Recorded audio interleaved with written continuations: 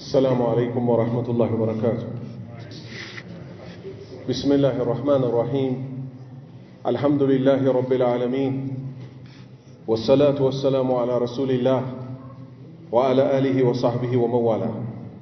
إن شاء الله تعالى لزاري يسكلاچو አርዕስት ኢማንና ኩፍር ይላል።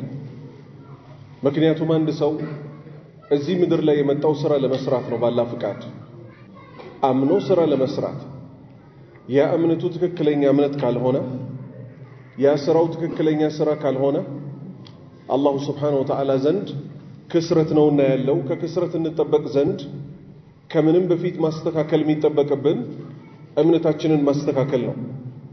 ነብዩ ሰለላሁ ዐለይሂ ወሰለም ኢማንን አስመልክቶ ምን አሉ? እንደሚታወቀው ኢማን በቀልብ ውስጥ ይቋጠራል፣ በምላስ ይነገራል፣ በሰውነት ይተገበራል። አላህና ነብዩ ሰለላሁ ዐለይሂ ወሰለምን በመታዘዝ ይጨምራል፣ አላህና ነብዩ ሰለላሁ ዐለይሂ ወሰለምን በማመጽ ይቀንሳል። እያንዳንዳቸውን እኔና ባላህ ፍቃድ ኢማናችን ይጨምር ዘንድ ማለት ነው። ኢማን የሚባለው ነገር ከሚጨምርባቸው ጉዳዮች ውስጥ ትኩረት ሰጥቶ ስለ ኢማን በመማር ነው። አላህ ምን አለ? ሊየዝዳዱ ኢማናን ማአ ኢማኒሂም፣ ባላቸው እምነት ላይ ሌላ እምነት እንዲጨምሩ አለ። ኢማን የሚጨምር ነገር ነው። ይጨምር ዘንድ ግን ስለ አላህና ስለ ነብዩ ሰለላሁ ዐለይሂ ወሰለም ስለ ትክክለኛው ሸሪዓ ማወቅ ግድ ነው። ምን ብለናል? በቀልብ ውስጥ የሚቋጠር ጉዳይ ነው አለ። ግን በቀልብ ውስጥ ብቻ የሚቋጠር ጉዳይ አይደለም። ብቻ የሚለውን አስምሩልኝ። ምክንያቱም ብጅታ ላይ ወድቀናል። ባለንበት ዘመን ሰዎች አላህን ያምጹና ወይም አላህ የከለከለውን ክልከላ አልከለከል ይሉና ሲጠየቁ ምን ይላሉ? ተው እናንተ እንደምትገምቱት አላህ ነገር ለቃቃሚ አይደለም የሚሉ ሰዎች አሉ። አላህ ይጠብቀን። ሰው ጥፋት አያጠፋም አይባልም።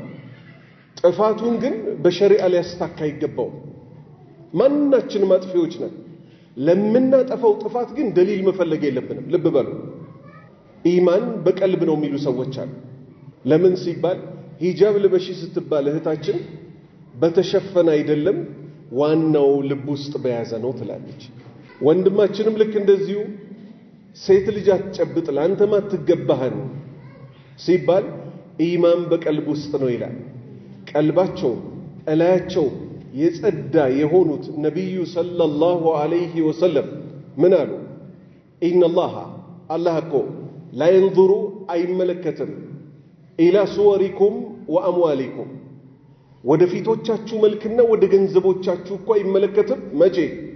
ስራችሁን በሚቀበልበት ሰዓት። ወላኪን የንዙሩ ነገር ግን አላህ ይመለከታል ኢላ ቁሉቢኩም ወደ ልባችሁ፣ ወአዕማሊኩም ወደ ስራዎቻችሁም ጭምር። ከላይ በስራ ሊታጀብ ይገባዋል ውስጥ የተቋጠረው። ነብዩ ሰለላሁ ዐለይሂ ወሰለም ምን አሉ? መጨረሻ ላይ ባነሳሁላችሁ ብጅታ ላይ ለተሰጠው መልስ ኢነ ፊል ጀሰዲ ሙድጋ፣ ሰውነት ውስጥ አንድ ቁራጭ ስጋ አለች። እሷ ስትስተካከል መላው የሰውነት አካል ይስተካከላል።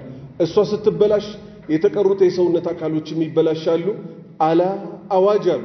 እሷም እኮ ቀልብ ናት አሉ። ሰውየው ቀልቡ ንጹህ ከሆነ እጁም ምን ይሆናል? ንጹህ ይሆናል፣ አጅነቢ ሴት ከመጨበጥ።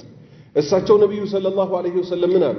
ለኔ ማትገባኝ የሆነችን አጅነቢ ሴት ከምጨብጥ አናቴ በወስፌ ቢመታ ይሻላል አሉ እንጂ ኢማን በልብ ነው ችግር የለም እስካላሰብኳት ድረስ ልጨብጣት አላሉ። ከዚህ ምን እንይዛለን? እምነት ማለት በውስጥ የሚቋጠር ብቻ ሳይሆን በላይ የሚተገበር ጭምር ነው። አንድ ሶስተኛ በምላሳችንም የምንናገረው ጭምር ነው። ለምሳሌ አንድ ጊዜ ሙስሊም ለመሆን አሽሀዱ አን ላ ኢላሃ ኢላላህ ወአሽሀዱ አነ ሙሐመድ ረሱሉላህ የሚለው አንድ ጊዜ ብቻ በቂ ነው በህይወት ዘመን አይደለም። አዛን ሲባል ምን ተብሎ ነው የሚባለው? አሽሀዱ አን ላ ኢላሃ ኢላላህ ወአሽሀዱ አነ ሙሐመድን ረሱሉላህ። በምናችን? በምላሳችን። ስለዚህ ሶስት ነገር ያዝ። በቀልብ ውስጥ ይቋጠራል፣ በሰውነት ይተገበራል፣ በምላስ ይነገራል። እነዚህ ሶስቱ ባማሩ ቁጥር አላህ ኢማናችንን ይጨምረዋል። አላህና ነብዩን በታዘዝን ቁጥር ኢማናችን ይጨምራል። ምሳሌ መስጂድ ያላህ ቤት ከመሆኑ ጋር ኢማናችን በጣም ሲደክም አዛን እያለ እንኳን በመስጂድ በኩል ስናልፈ እንዲህ ዞር ብለም አናየው። እንደ ጠላት ነገር ላጥ ብለን እንሄዳለን። የኢማናችን መድከም ውጤት ነው አይደለም? ነው። ስቴዲየምና ሲኒማ ቤት ሲሆንስ ኢማን ሲደክም ልብስ ይወጣና እንደዚህ ጃኬት እንዲሁ ለበለባል። ያው ምን አይነት ነው ስትሉ በር ላይ ፌደራል ጠባቂ ያለ ቲኬት ልትቆርጥ ስትል እንኳን ሰልፍ በደንብ ካልያዝ ከብት ከሚገረፈው በላይ እየገረፈ ስቴዲየም ትገባለህ። ከምን የተነሳ? ኢማን ከመቀነሱ የተነሳ። ስለዚህ ኢማን በምንሰራቸው ተግባሮች ይቀንሳል። በምን ለምሳሌ በጆሮአችን መጥፎ መስማት ስንጀምር ኸይሩ ቁርአን ይመረናል። ልብ በሉ፣ ሁሉ ነገር ተያያዥነት አለው። በአይናችን ብልግና ማየት ስንጀምር፣ አላህ የጠላውን ማየት ስንጀምር ውስጥ ያለችውን ልብ ያቆሽዋታል። ስለዚህ ለኸይር አትነሳሳም። ለኸይር የምትነሳሳው መቼ ነው? አንድ እርምጃ ወደ መስጂድ በመጣህ ቁጥር ይሄ ደስ የማይለው ዓለም ያስጠላሃል። አላህን በታዘዝክ ቁጥር አላህ ራሱ ኢማንህን ይጨምርልሃል። ሐታ ምን እስክትሆን ድረስ እንዲህም አይነት ህይወት አለ ወይ እስክትል ድረስ። ስለዚህ ኢማናችንን እንከባከብ። እንዴት ነው የሚታመነው? አንድ ሰው መጀመሪያ ሙስሊም ይሆናል። አሽሀዱ አን ላ ኢላሃ ኢለላህ ወአሽሀዱ አነ ሙሐመደን ረሱሉላህ ሲል፣ ከዛስ ሰላትን ማቋቋም፣ ሐጅ መሄድ፣ ጾም መጾም፣ ዘካ መስጠት፣ ከዛ ወደ ሁለተኛው ደረጃ ይኬዳል። ኢማን ማለት በማናየው ዓለም ግን በቁርአንና በሐዲስ በተነገረን እውነት ነው ብሎ ማመን። ለምሳሌ አላህን አይተነዋል? አላየነው። ተአምሮቹንና አንቀጾቹን ግን አይተናል። እኛን አይተናል፣ የፈጠራቸውን አይተናል፣ ልቦና ሰጥቶናል፣ በእስልምና ወደዚህ ምድር አምጥቶናል። ስለዚህ አላህ ምን አለ?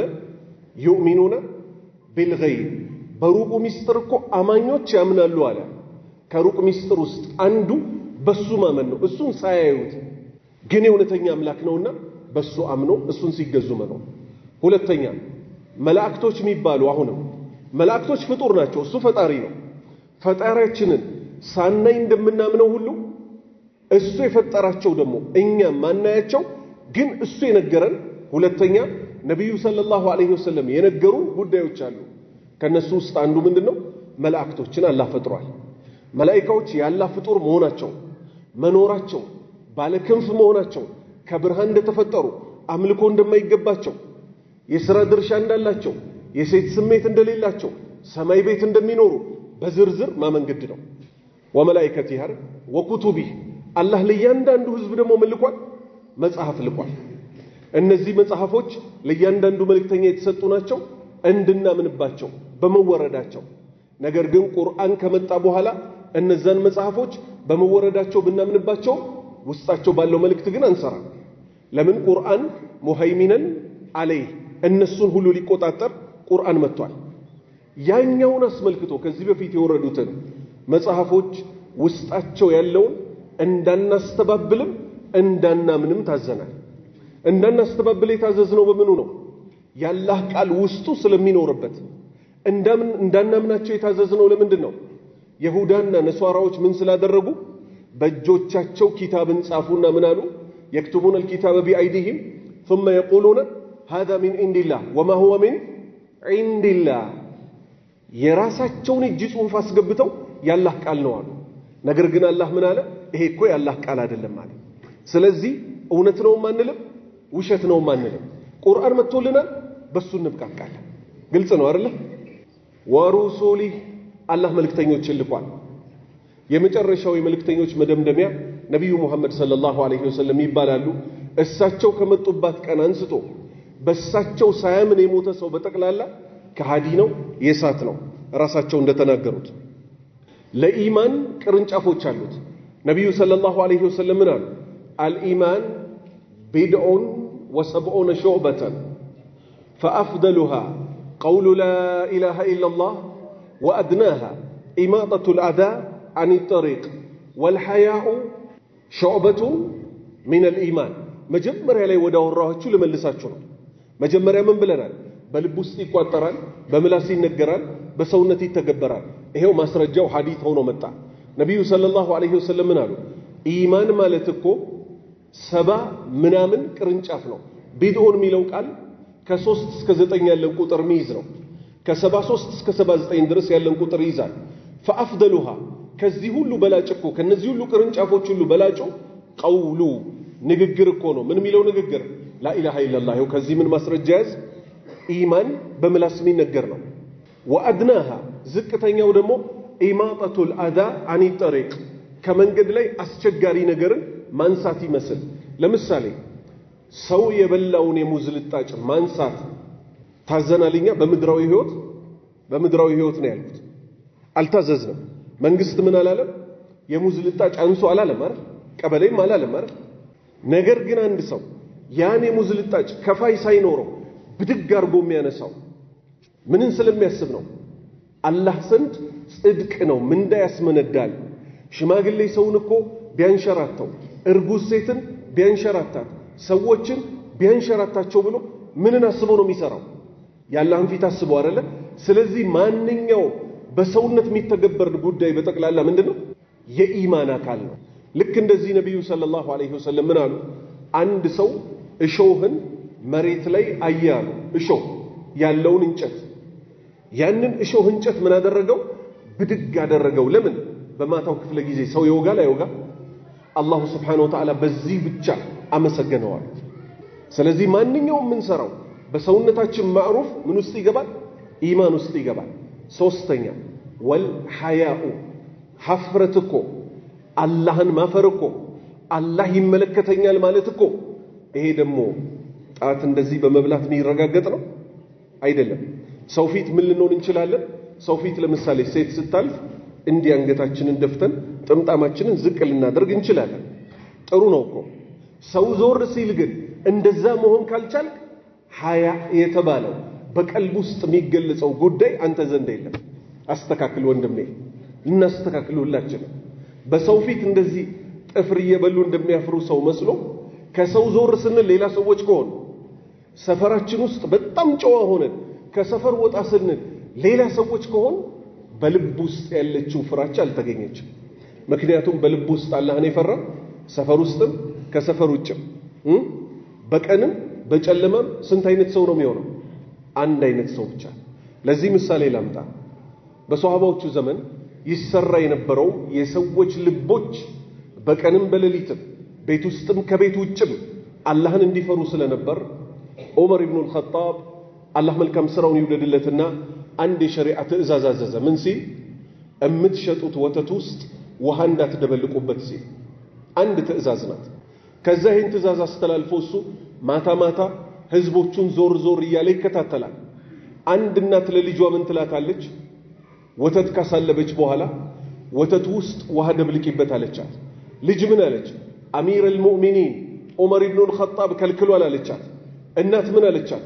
የዑመር እኮ ያየንም አለቻት። ልጅ ምን አለች? የዑመር ጌታ ያየናል አለች። የዑመር ጌታ ያየናል አለች። አያችሁ፣ ከኢማን የሚፈለገው ምንድነው? ቤት ውስጥ በሚገርም ሁኔታ ግን ዑመር ከቤቱ ግድግዳ ጀርባ ነበር። እቺ ሴት ምን አጋጠማት ነው? ዛሬ እህቶቻችን አላህ ይመልሳቸውና አብዛኛዎቹ እየተበላሹ መጥተዋል። ቅድ ልብስ ለብሰው ይወጣሉ። ነብዩ ሰለላሁ ዐለይሂ ወሰለም ምን ብለው ሲያበቁ ዛሬ አላያቸውም አሉ፣ ለወደፊት ማያቸው ሴቶች አሉ አሉ። ለብሰው ያለበሱ ከ500 ዓመት በፊት ሽታዋ የሚሸተተውን ጀነት አያሸቷትም አሉ። እነዚህ እህቶች ተጠየቁ። በዚህ ዘመን ያሉ አለባበሳቸው ጥሩ ያልሆነ ለምንድን ነው እንደዚህ ለብሳችሁ የምትወጡት ሲባሉ ምን አሉ? ወንድ እንዴት ይገኛል? ወንድ እንዴት ይገኛል? ወንድ አላህን በማመጽ ነው ዘለቄታዊ ወንድ የሚገኘው ወይንስ አላህን በመታዘዝ? አላህን በመታዘዝ ነው፣ ምንም ጥርጥር የለውም። ምክንያቱም እቺ ሴት ምን አጋጠማት? የዑመር ጌታ ያየናል ያለችው ዑመር ልጁን ልኮ ሂድ እዚህ ቤት ያለችዋን ሴት እጫት፣ እሷን አግባታል። አላሁ አክበር። ወመን የተቂላህ የጅዐል ለሁ መኽረጃ። አላህን የፈራ ሰው አለ ከሚባል ጠባብ ነገር ሁሉ መውጫ ያደርግለታል። ልንመካከርም የሚገባው በዚህ ላይ ነው።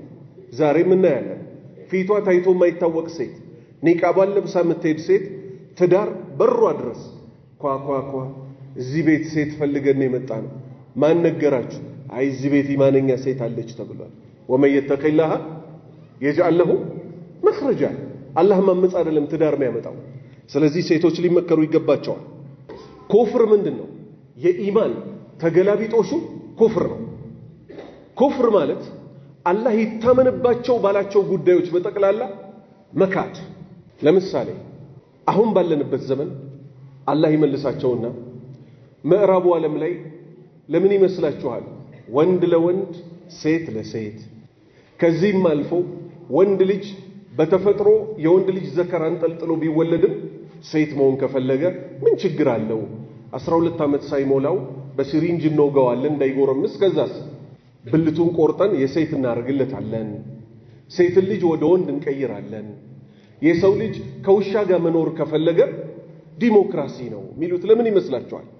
የመጀመሪያ ነገር ከሰው ልጅ አእምሮ ውስጥ ጌታ አላህ Subhanahu Wa Ta'ala ከመዘዝክበት በኋላ እንስሳ ማረግ ቀላል ነው። ፈረንጅ ዓለም ላይ ከሚማሩት ትምህርት ውስጥ ዲድ ጎድ ኤግዚስት ብለው ይጠያየቃሉ። ምን ማለት ነው? አማርኛ ሲተረጎም ፈጣሪ መኖሩን ታምናለህን ይባል። መኖሩን ይክዳሉ። መኖሩን ከካድክ በኋላ ውሻ አግብቼ መኖር ፈልጋለሁ በህግ ይመዝገብልኝ ይሄ ውሻ ባሌ ነው ብትል አንድ ሴት የሚመልሳት ነገር አለ የለም። የሁሉ ነገር መጀመሪያው ምንድነው? አላህን ማወቅ፣ ከዛስ እሱም መፍራት፣ ከዛስ በህጉ መኖር። ብዙ ቦታ ላይ ታገኛላችሁ ወንጀል አንድ ማህበረሰብ ውስጥ ከበዛ በምን የተነሳ ነው? አላህን ባለማወቅ። የመጀመሪያ ሰዎች አላህን ሲያውቁት ወንጀላቸውን ይተዋሉ። ለዚህ ምሳሌው ነብዩ ሰለላሁ ዐለይሂ ወሰለም ወደ መዲና ከተማ ሲገቡ የመዲና ሰዎች ይላል አብዱላህ ኢብኑ አባስ በሚዛን ጉዳይ ጥሩ ሰዎች አልነበሩም። ሚዛን ያጭበረብሩ ነበር። ከዛ አላህ Subhanahu Wa Ta'ala 5 ነው 6 አንቀጽ አወረደባቸው ለሙሉ ማህበረሰብ። አላህን ሲያውቁት ተስተካከለ ያለ ማንም ፖሊስ።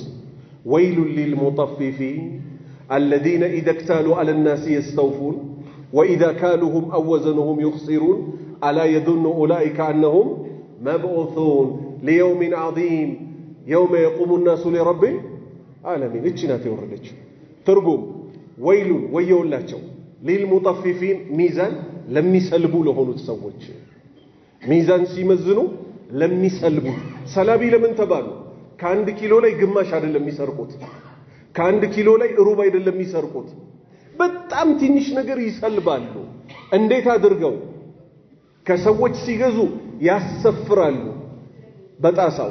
ለሰው ሲሸጡ ከስር ጣሳውን በማጣመም ሊሆን ይችላል። ሁለት ጣሳ ኖሯቸው በተጣመመ ጣሳ ትንሽዬ ይሰርቃሉ። አላህ ይሄን ሲመክራቸው ምን አለ? አላ የظن اولئك انهم مبعوثون እነዚህ ሚዛን በማጭበርበር የተመደቡት ሰዎች ይሄን ስራ አድርገው ያዙት ሰዎች ሞቶ በመቀስቀስ ገና አላመኑም ወይ?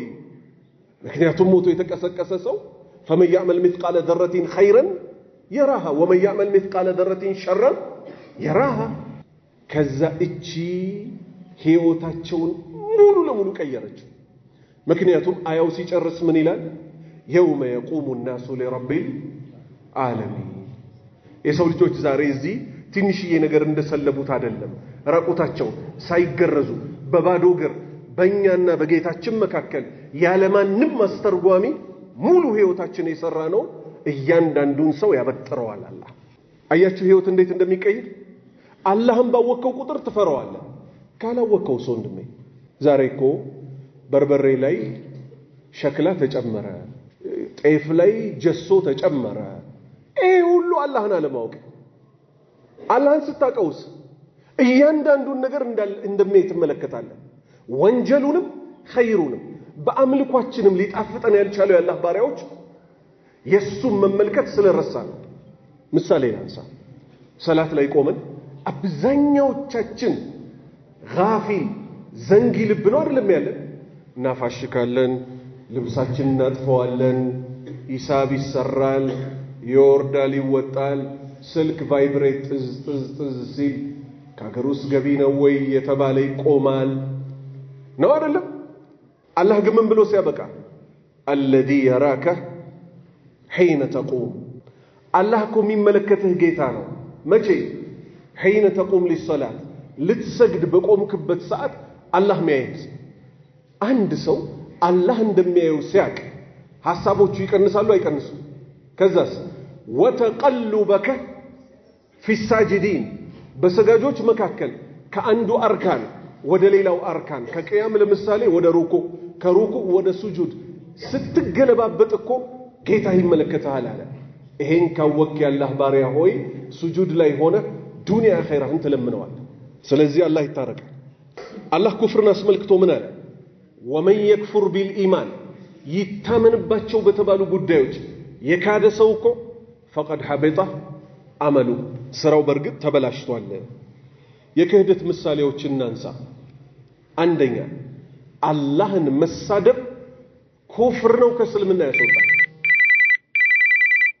ሁለተኛ ነብዩ ሰለላሁ ዐለይሂ ወሰለም መሳደብ ከእስልምና ያስወጣል። ያው ሰው ይል ይሆናል አላህና መልእክተኛውንማ እኛ እናከብራለን ይል ይሆናል።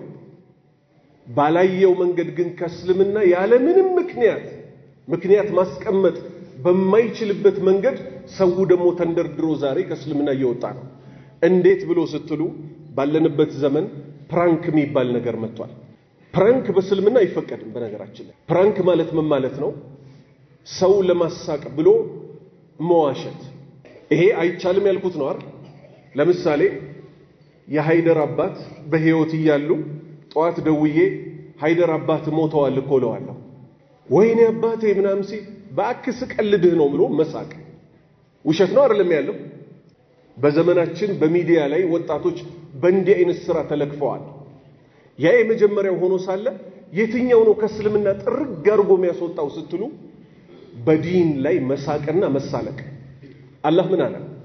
ቁል አቢላሂ ወአያቲሂ ወረሱሊሂ ኩንቱም ተስተህዚኡን ላ ተዕተዲሩ ቀድ ከፈርቱም ባዕደ ኢማኒኩም። ትርጉሙን ተረጉመዋለሁ። ምክንያቱ ግን እቺ የኩፍር ነገር የወረደችበት ምክንያቷ ምንድነው? ሷሃባዎችን ይዘው ነብዩ ጂሃድ በወጡበት ሁለት ግለሰቦች አብረው ከነብዩ ጋር ጂሃድ ወጥተው አብረው ሚለውን አስመሩልኝ። ምን ይላሉ? የመሐመድ ወታደሮች እኮ በጣም ከጠላት ጋር ሲገናኙ ፈሪዎች ራሳቸው እኮ አብረው ከነብዩ ጋር ነው የወጡት። ምግብ ሲቀርብላቸው ደግሞ በጣም ሆዳም የሆኑ ናቸው። አላሁ አክበር። አንዱ ሷሃባ ሰማቸው። ይሄን ለነብዩ አደርሳለሁ አላቸው።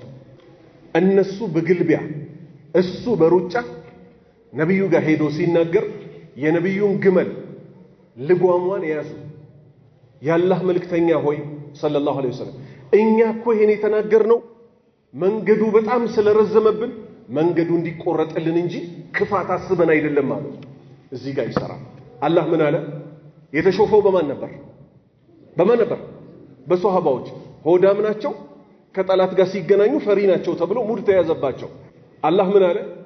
ቁል አቢላሂ በአላህ ነው የምታሾፉትን፣ ወአያቲሂ በአንቀጾቹ ነው የምታሾፉትን፣ ወረሱሊሂ በመልእክተኛው ነው የምታሾፉትን፣ ላ ተዕተዲሩ ምክንያት አታቀርቡ፣ ምክንያታችሁ ተቀባይነት የለውም። ቀድ ከፈርቱም ክዳችኋል፣ ባዕደ ኢማኒኩም ከእምነታችሁ በኋላ። እሺ አሁን ወደ ምሳሌው እንምጣ። አገራችን ላይ ስለሚሰሩት ስቴዲየም ገብተው ባለፈው ምን አደረጉ? ጥምጣም የጠመጠመ ዳኛ አላህ ያሳያችሁ፣ በቪዲዮ እየተቀረጸ በዛ በኩል እግር ኳስ ተጫዋች፣ በዚህም በኩል እግር ኳስ ተጫዋች ፎሪ ሲመታ ዳኛው ፒር አለና ምንድነው ሲባል ጎል አለ። ምንድን ፎሪ አይደለም ሲባል ኢነመል አዕማሉ ቢንኒያት። ኢነመል አዕማሉ ቢንኒያት የማን ንግግር ነው? የነብዩ ሰለላሁ ዐለይሂ ወሰለም። እያንዳንዱ ስራ ደሞዝ የሚከፈለው በተለየለት ጉዳይ ነው።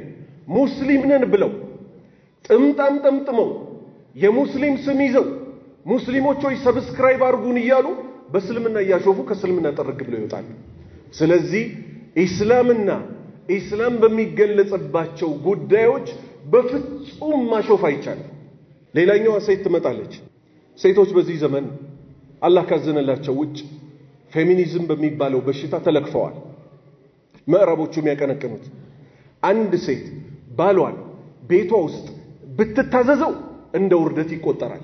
ቢሮ ውስጥ ግን ዲፕሎም ወይ ዲግሪ ይዛ ለማታውቀው ከሃዲም ሊሆን ይችላል ስራዋ ጸሐፊ ከሆነ የስ ቦስ እያለች ወገቧን እጇን ወደ ጀርባ አዝራ ሻይ ላቀርብሎት ቡና ላቀርብሎት ማለት ይሄ ምን ተባለ? ሴት ልጅ ነፃ ማድረግ ተባለ። ስራዋ እኮ ወረቀት መጻፍ ነበር አይደል እንጂ ለአለቃ እንዲያርጉ ከፊት ከኋላ መጎንበስ አልነበረም። ባሏን መንከባከብ እንደ ጭቆና የሚቆጥሩ ሴቶች ቢሮ ሄደው ለሰው ማይመለከታቸውን ሰው ያገለግላሉ። በዚህ በሽታ ከተለከፉ ሴቶች ውስጥ አንዷ ሚዲያ ላይ ወጣ ምን አደረገች? ትራስ ደርድራ ባል የላትም። እንግዲህ አላህ ባል ይስጣት። ባል ሲሰጣት ይሆናል የምታርፈው። አንተ ሙስዓብ ተነሱና ስገድ ትለዋለች። ሁለተኛ ሚስት ማግባትም ሱና ነው ይላታል። ውሃ ትደፋበታለች። አሁን የተፈለገው ምንድነው? ሸሪዓ የፈቀደውን ይሄን 2 3 4 ሚሊዮን ማላገጫና መጫወቻ ማድረግ ነው። ይሄም ከእስልምና ያስወጣል። ኢስላም በሚገለጽባቸው በማናቸውም ጉዳዮች ማሾፍ አይቻልም። የአላህን ጌትነት ሌላው ክህደት የአላህን ጌትነት አንስቶ ለፍጡር መስጠት። ለምሳሌ እኛ ጌታችንን ስንት ነው የምንለው? አንድ ብቸኛው ጌታ ብቸኛው ተመላኪ አይደል? ሰዎች ዛሬ ምን ሚሉ አሉ? በማስረጃ ተለቋል ሚዲያ ላይ እቅምና አለ መርቀን ስል አለ አላህ ያርገው ሚለውን እቶና ይሁን እላለሁ አለ። ምክንያቱም ሲሶ ተሰተናል አለ። ቻናሌ ላይ ከገባችሁ ታገኙታላችሁ። ይሄ ከእስልምና ያስወጣል። ጫትን አባቶቻችን ቅመውታል። ብዙ ሰዎች ጫት ይቅማሉ፣ አላህ ያላቃቸው። ይሄ ግን በጫት አሳቦ አንድ ደረጃ ያላህን ጌትነት ከአላህ እኮ 1/3ኛውን እኛ ስለወረስን ሲሶ ማለት ያ 1/3ኛውን እኛ ስለወረስን አላህ ያርገው ሚለውን እቶና ይሁን እላለሁ። እንዲህ አይነት እስልምና እኛ ውስጥ የለም። ይሄ ክህደት ነው። ብዙ ጊዜ ሰዎች ከእስልምናቸው እንዴት ነው የሚወጡት ሲባል ቁርአንና ሐዲስን መከተል ትተው ቂሷ የሚባል ነገር ይሰማሉ። ለምሳሌ ሌላ የለቀኩት አለ ቻናሌ ላይ አንድ ሰው ምን ብሎ ሰውን ያጃጅለዋል? የ39 ነብዮችን ጸጉር ላጭቼ አልሞተም። ያን ሁሉ ሲላጭ 40ኛ ነብዩን ነው ጸጉራቸውን የላጨኋቸው ይላል። የእሳቸውን ጸጉር ስላጫቸው አገራችሁ ላይ ኑሩ ሰው የሚባል ሰው ያለ እሱን ስትላጨው አደራ በልልኝ አሉ። እና ያን ያህል ዘመን አልሞትኩም የሚል ሰው አለ። የሰው ልጅ ይሞታል አይሞትም? እንመልሰው እንጂ ይሞታል። ስለዚህ ይሄ ምንድነው? ከእስልምና ያስወጣል። ሰዎች ቁርአን ሐዲስ ያልሆነ ነገር ሊሰሙ አይገባቸው ከሃይማኖት ጋር በተገናኘ ጉዳይ። ሌላ ላምጥ። ቃጥባሬ የሚባሉ ሰዎች እኛ መሃል እንዳሉ ይታወቃል። የጉራጌ ማህበረሰብ አብዛኛውን ያጠመሙ አላህ ይመልሳቸው። ምን ይላሉ መሰላችሁ? በመንዙማቸው ለምልክት እንዲሆናችሁ እጄን እየሰበሰብኩ ነው ከነሱ ሙሉ ለሙሉ እንድትርቁ ማለት ነው። መጀመሪያ ወደ መንዙማቸው ከመምጣቴ በፊት ከአደም አለይሂ ሰላም በፊት ሰው ነበር? ይሄን በጋራ እንስማማ። አደም ከመፈጠሩ በፊት ሰው ሌላ ሰው ነበር? መልሱልኝ። አልነበረም አይደል? ምን ይላሉ እነሱ በመንዙማቸው?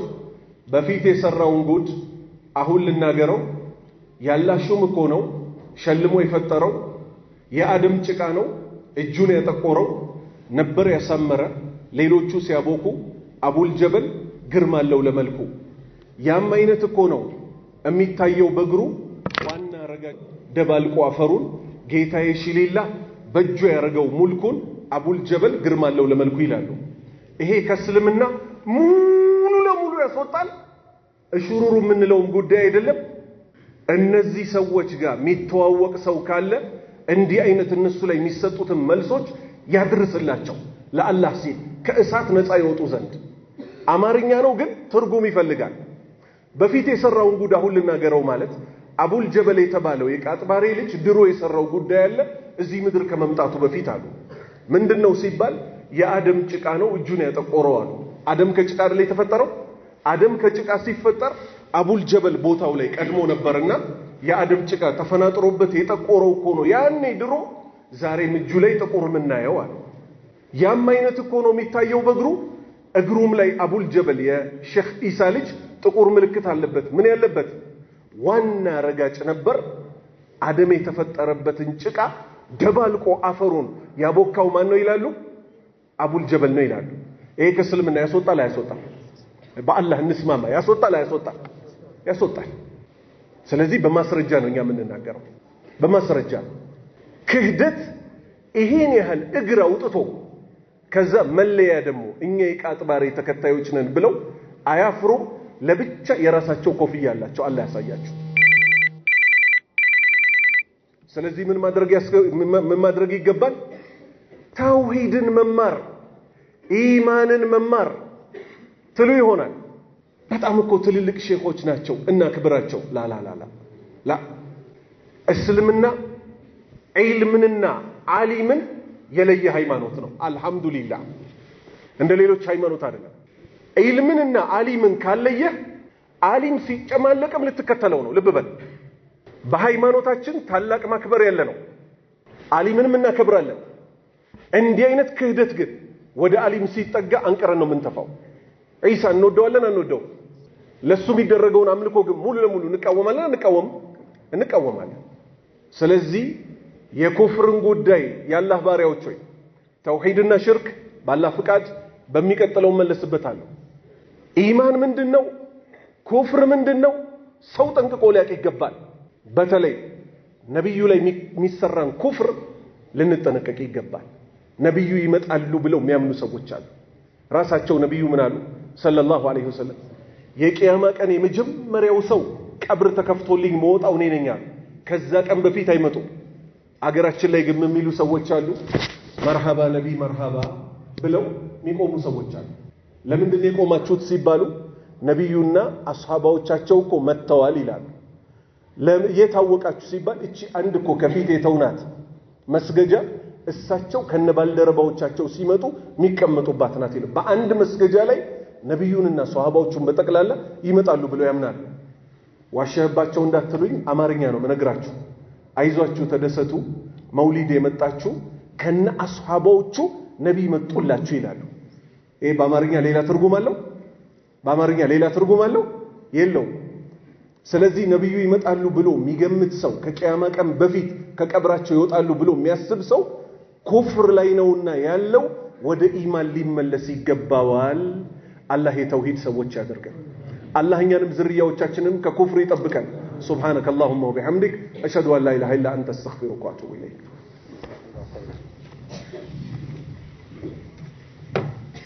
الله